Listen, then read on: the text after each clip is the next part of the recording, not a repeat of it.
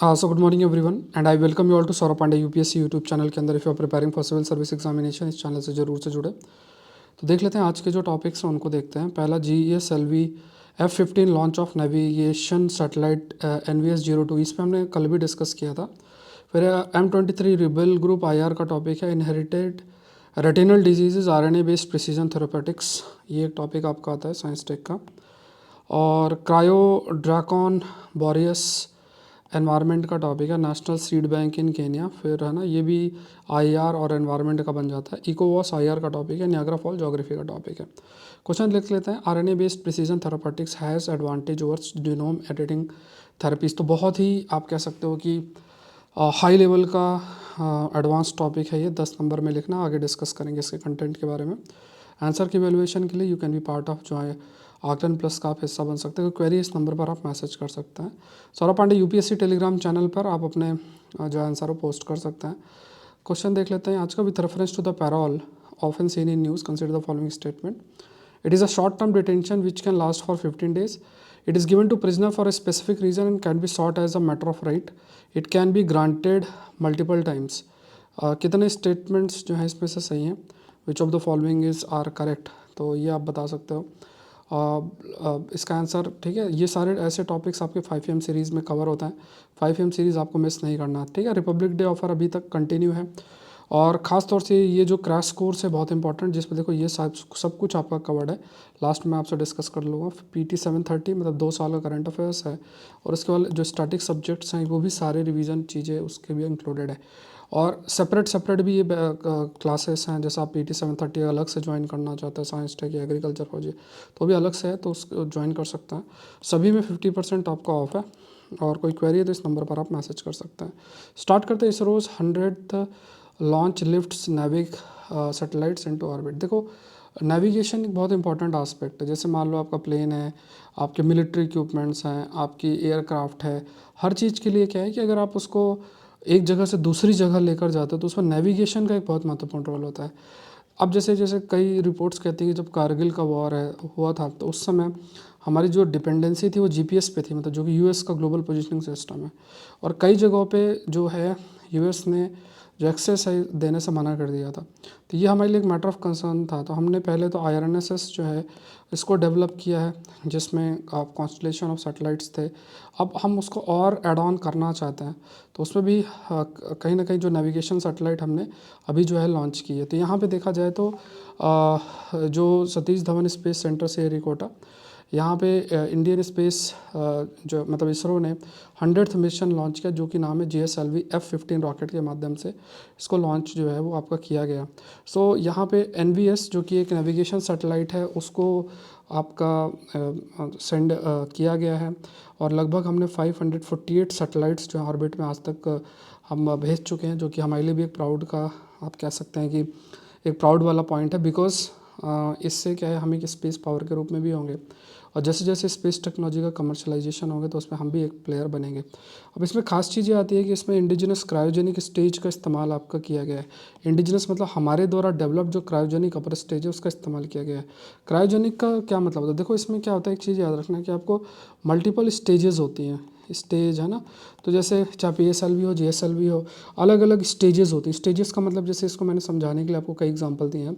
जैसे वो जो एक रेस होती है जिसे हम रिले रेस बोलते हैं, उसमें एक बैटन लेके जो है एथलीट भागता है, फिर दूसरे को देता है, फिर तीसरे को देता है, इस टाइप से होता है ना। इसी तरीके से क्या होता है कि फ्यूल की एक कैपेसिटी होती है। तो कहीं भी जो रॉकेट होगा एक एक एक जगह तक जाएगा, उसके बाद वो जो फ्यूल वाला टैंक वो अलग हो जाएगा, फिर दूसरा ऑन होगा, दूसरा और आगे तक लेकर जाएगा। तो ऐसे मल्टीपल स्टेजेस हैं। तो एक जो अपर स्टेज होती है, अगर वो क्रायोजेनिक में क्या होता है कि लिक्विड हाइड्रोजन और लिक्विड ऑक्सीजन जो है वो फ्रीज्ड फॉर्म में होता है। जैसे लिक्विड हाइड्रोजन -253 डिग्री सेल्सियस और लिक्विड ऑक्सीजन जो है वो -183 डिग्री सेल्सियस जो है के रूप में। तो लिक्विड ऑक्सीजन जो है ऑक्सीडाइज़र के रूप में, फिर उसमें एक कंबशन चैम्बर होता है जहाँ दोनों जाते हैं, जलता है और उससे जो जलने से आप कह सकते हो एनर्जी प्रोड्यूस होती है, फिर उसी से जो थ्रस्ट जनरेट होता है और चीज़ें आगे की तरफ बढ़ती हैं।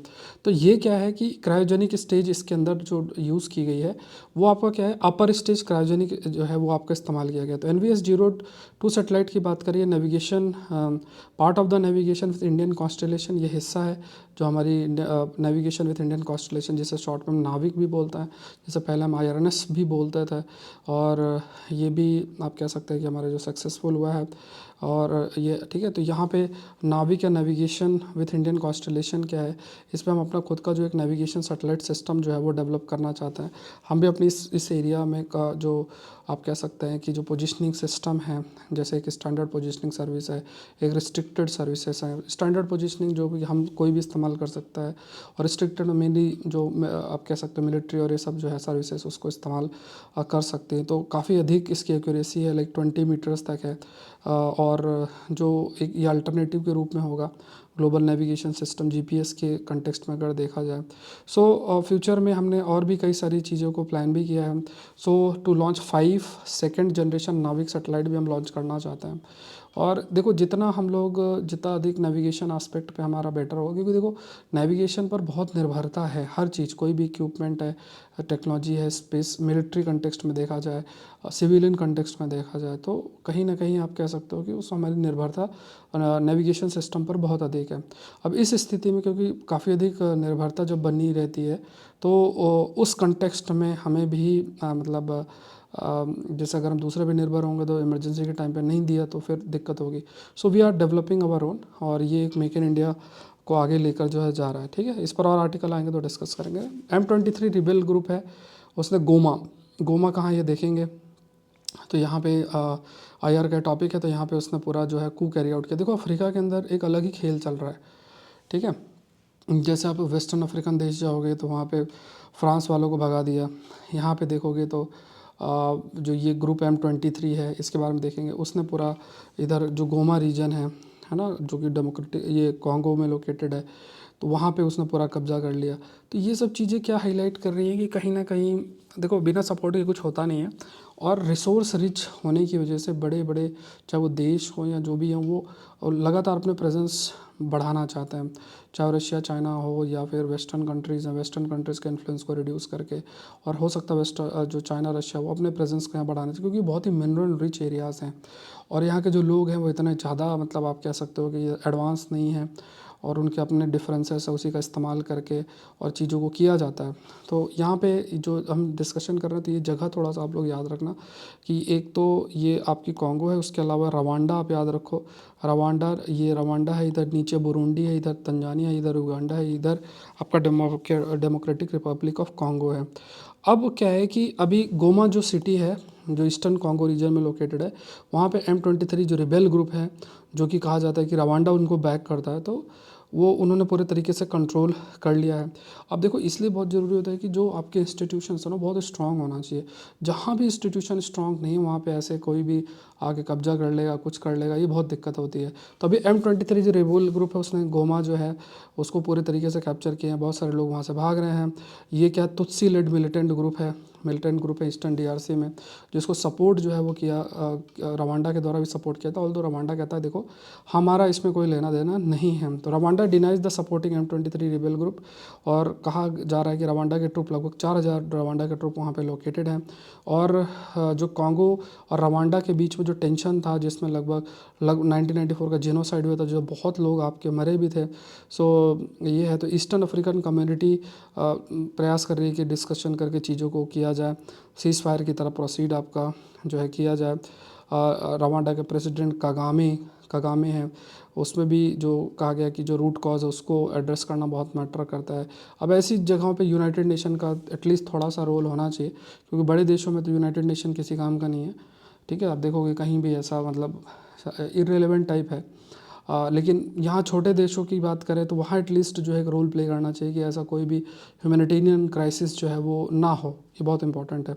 सो ये कुछ चीज़ें आपकी हाईलाइट की गई हैं। तो यहाँ पे M23 जो ग्रुप है जो अभी है, ये 2012 में इसकी इस्टेब्लिशमेंट आपका हुआ था, और वहाँ पे जो कन्फ्लिक्ट आपकी चल रही थी कंटिन्यूस बेसिस में, जो इथनिक कन्फ्लिक्ट थी, तो तुत्सी इसको रिप्रेजेंट ये आपका करता है और रवांडा इसको बैक आपका करता है। ठीक है, ये फैक्ट्स याद रखते हैं। नेक्स्ट देखते हैं, RNA therapy shows promise but is India ready.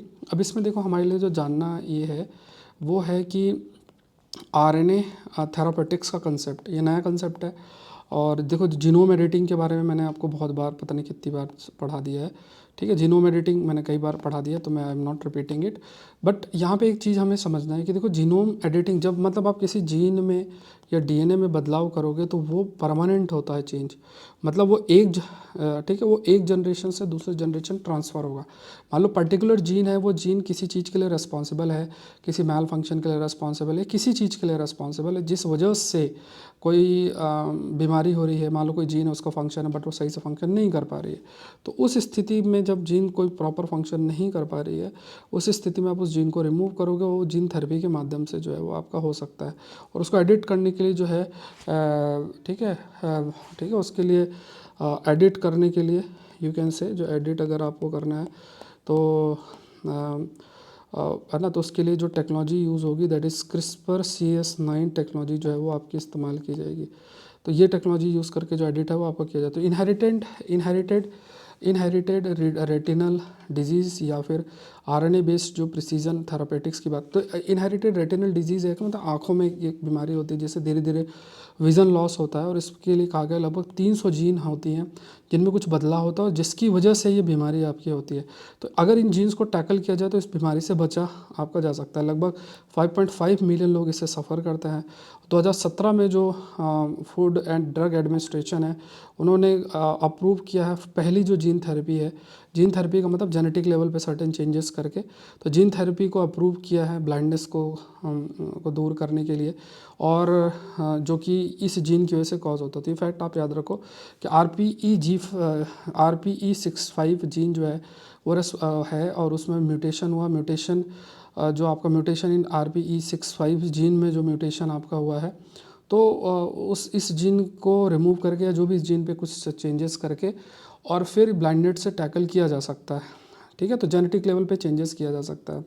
अब क्या है कि देखो इसमें जो भी चेंजेस करोगे वो आगे के जनरेशन में भी ट्रांसफ़र होगा। तो ये एक जीन थेरेपी का एक आप कह सकते हो कि डिसएडवांटेज भी होता है। आरएनए बेस्ड प्रिसीजन थेरापेटिक पे काम चल रहा है। कहा गया कि बहुत सारे जेनेटिक डिसऑर्डर इंक्लूडिंग जो रेटिना से रिलेटेड इश्यूज़ हैं, इसको भी tackle RNA based precision precision therapeutic. देखो यहाँ प्रिसीजन मेडिसिन की बात होती है। अब तो प्रिसीजन शब्द का क्या मतलब, मान लो कि एक मतलब 2-4 इंडिविजुअल हैं, अब उनके कैंसर की बीमारी है, अब उसके लिए पर्टिकुलर कुछ, हर एक इंडिविजुअल के लिए पर्टिकुलर फैक्टर रिस्पॉन्सिबल है। तो आप उस, जैसे मान लो आपने उसकी इम्यून सेल को लिया, इम्यून सेल में चेंज करके इंट्रोड्यूस किया, और वो डायरेक्टली फिर वो इम्यून सेल्स टैकल करेगा, मान लो ट्यूमर सेल्स हैं या किसी और को।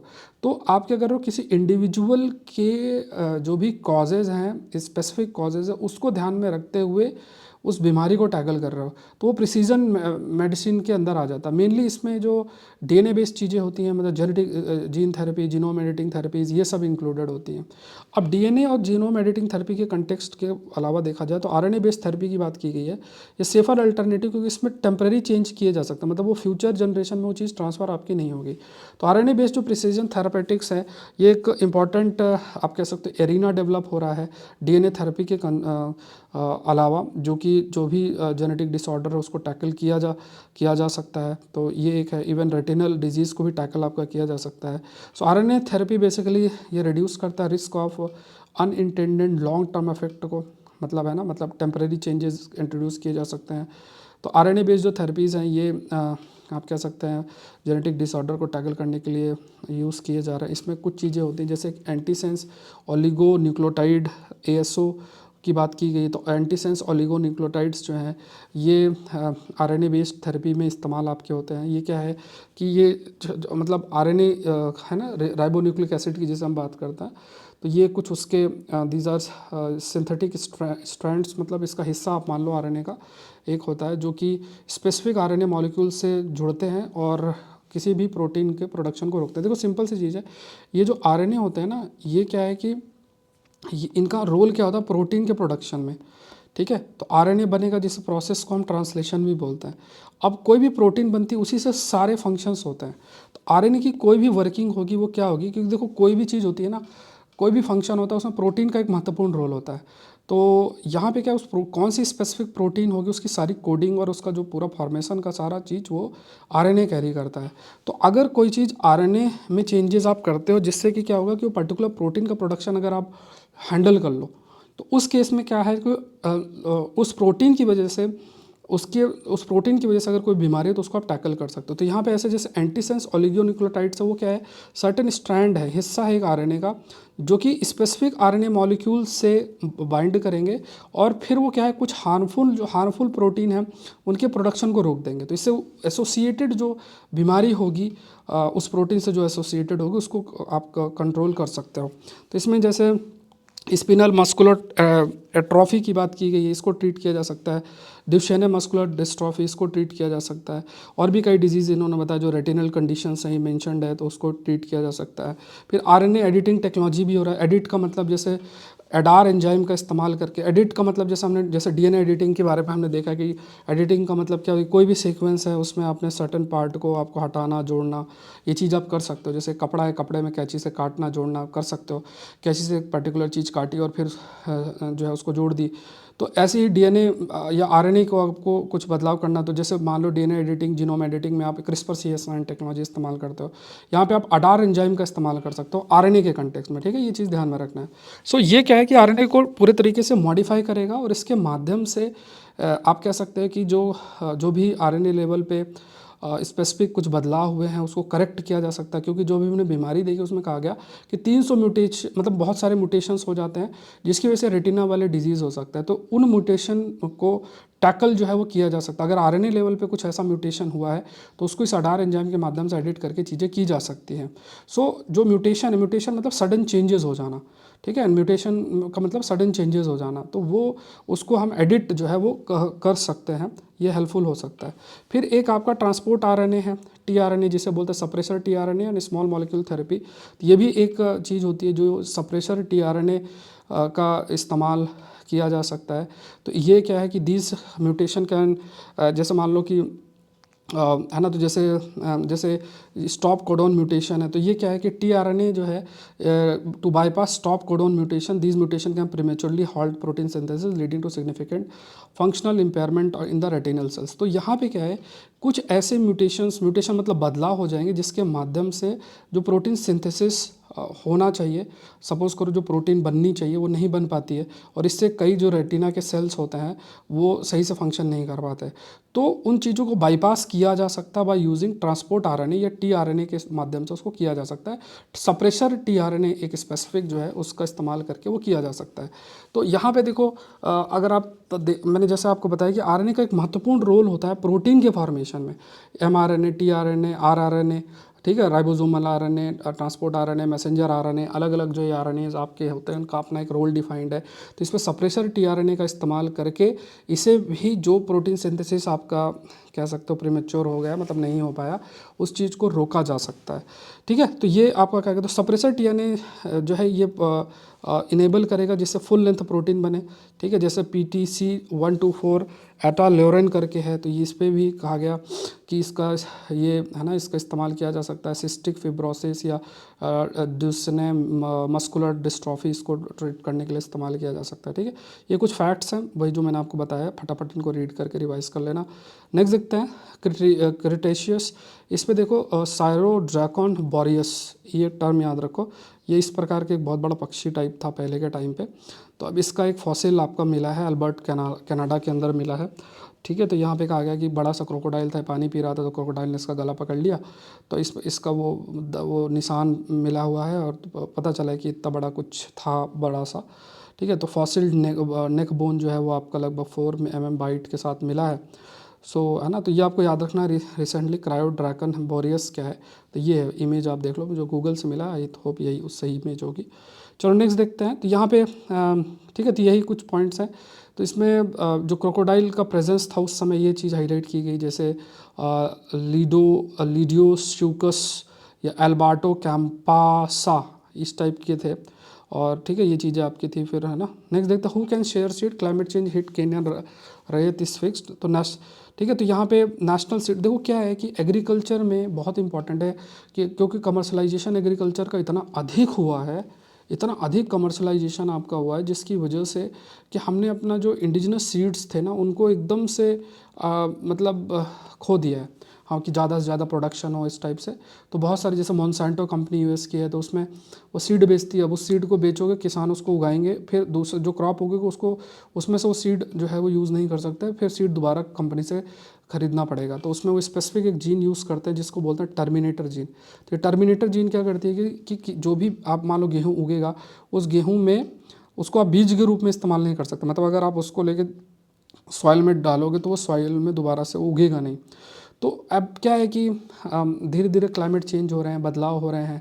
अगर आप एक यूनिफॉर्म सीड्स की वैरायटीज़ ही यूज़ कर रहे हो सकता है कि जो क्लाइमेट बदलाव होगा उसमें वो क्रॉप्स हैं वो अच्छे से उग ना पाएँ। तो फिर क्या है कि अगर आपके पास जेनेटिक डाइवर्सिटी है, बहुत सारे सीड्स हैं, तो आप दूसरे सीड को ट्राई कर सकते हो या उनके जीन का इस्तेमाल करके कुछ चेंजेस करके ब्रीड करके और फिर नई वैरायटीज़ बना सकते हो। तो यहाँ पे क्या है कि एक नेशनल सीड बैंक केन्या के अंदर 1988 में क्यू केन्या के अंदर है। 50,000 सीड वैरायटीज़ जो हैं ये रखी गई हैं to safeguard agriculture against climate change. तो यहाँ पे ट्रेडिशनल जो सीड वैरायटीज़ हैं वो स्टोर की गई हैं बैंक के अंदर, जिससे कि मान लो क्लाइमेट चेंज होता है तो इनका इस्तेमाल किया जा सके, नई वैरायटीज़ बनाई जा सके।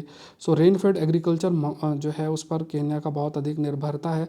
रेन फेड का मतलब जो रेन डिपेंडेंट है, तो इतना अधिक इरीगेशन फैसिलिटी नहीं है, तो क्लाइमेट चेंज हुआ, बारिश नहीं हुई, तो इन्हें नई वैरायटीज़ का ज़रूरत पड़ेगा।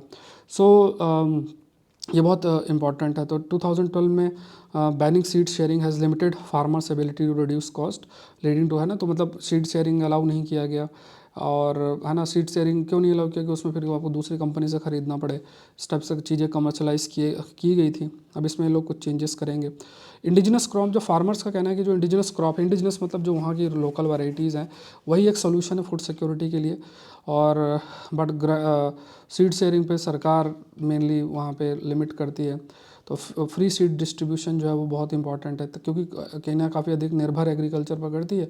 और अगर आप इस टाइप की चीज़ें करेंगे, सीड आप शेयर नहीं कर सकते हैं या मतलब सीड का डिस्ट्रीब्यूशन नहीं है, तो इससे agriculture production will also be affected. तो यहाँ पे काउंटरफीट सीड्स भी एक एग्रीकल्चर लॉस के लिए रिस्पॉन्सिबल, मतलब जो आप कह सकते हैं कि एक जो सीड्स हैं उनका एक आप अल्टरनेटिव ले लेते हो या फेक सीड टाइप बना देते हो, या सीड से रिलेटेड बहुत सारे जो आप कह सकते हो कि लॉज जो आए हैं वो भी इतने अफेक्टिव नहीं हैं केन्या की बात करें। है ना, तो जैसे बहुत सारी जो सीड वैरायटीज़ हैं वो उनको एक्सेस नहीं कर सकते, सीड्स का डिस्ट्रीब्यूशन में लिमिटेशन है, सीड जो है उसका शेयरिंग पे लिमिटेशंस हैं।